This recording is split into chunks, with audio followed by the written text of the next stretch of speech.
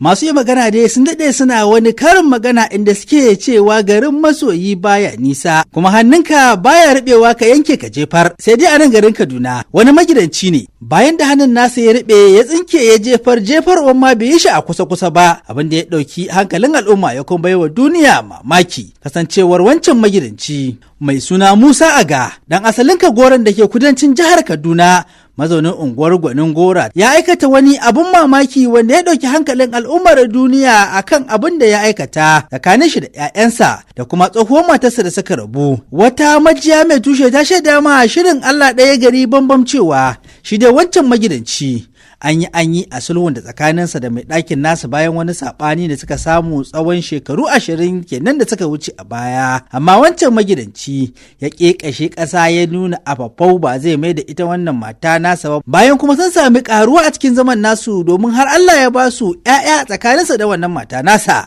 Amma fa wancan magidanci ya kafe duk da fastocin da ke zaune a wannan anguwa nasu da kuma cocin da yake halatta sun yi ƙoƙarin shiga tsakani, amma al'amarin ya ci tara. Wancan magidanci da ya lashe takobin cewa har gaba da abadan ba zai dawo da wancan mata nasa ba, hasali ba dai shine baya ƙaunar ya ganta ido bibbiyu, don haka ne ma yake fatan ta ƙara yin nesa da shi, baya buƙatan ci gaba da zama tare da ita. Ana cikin wannan hali ne bayan 'ya'yan da suka haifa nemi mahaifin nan nasu da afafau da ya dawo da wannan mahaifiya nasu domin zamar da suke yi tsakanin shi da mahaifiyar na gaba tsawon shekaru 20 ya ishe su. Naka ne fa ya ja waɗannan 'ya'ya suka kwaso kayan mahaifiyarsu daga can inda take zaune suka ƙara dawowa da ita gidan wannan uba nasu. Ashe abin ya yi ma wannan magidanci zafi, ga bisani kawai ya yi yunƙurin ƙone wannan gida, ya ko samu nasarar banka ma shi wannan gida nasa wuta wanda shi kaɗai ya mallaka tilo a rayuwarsa ta duniya. Mr. Musa Agade ya shaida ma manema labarai cewa da ya bar wannan mata tasa ta zauna a cikin wannan gida ya gwammace ya banka ma gidan wuta, in ya so kowa sai ya rasa. A cewar wannan magidanci shine baya ƙaunar ya ga matarsa ta raɓe sa, su kuma waɗannan 'ya'ya nasa sun matsa cewa afafau sai sun dawo da wannan mahaifiya tasu wannan gida nasa da shi kaɗai ya mallaka tilo ƙwara ɗaya a duniya. A cewarsa da ma yana da wani mahallin ne ya iya komawa can ya basu su ta ƙarata a cikin wannan gida, amma wannan gida dai shi kaɗai ne ya mallaka, don haka baya ƙaunar wannan tsohuwa mata tasa da suka rabu a tsawon shekara 20 baya ta ƙara dawowa cikin wannan gida ta zauna dai tare da shi. Ya gwammace a fasa kowa ya rasa, duk da makotan gidan sun yi ƙoƙarin ganin sun kashe wannan wuta da ta balbala gidan Mr. Musa Aga, amma al'amarin ya ci tara. Ƙarshe dai wannan gida ya ƙone ƙurmus, ba a cire komai a cikinsa ba. Shi kuma ya shaida ma al'umma cewa yanzu kam yana cikin murna da farin ciki tunda wannan gida nasa ya ƙone, tunda kuwa ya ƙone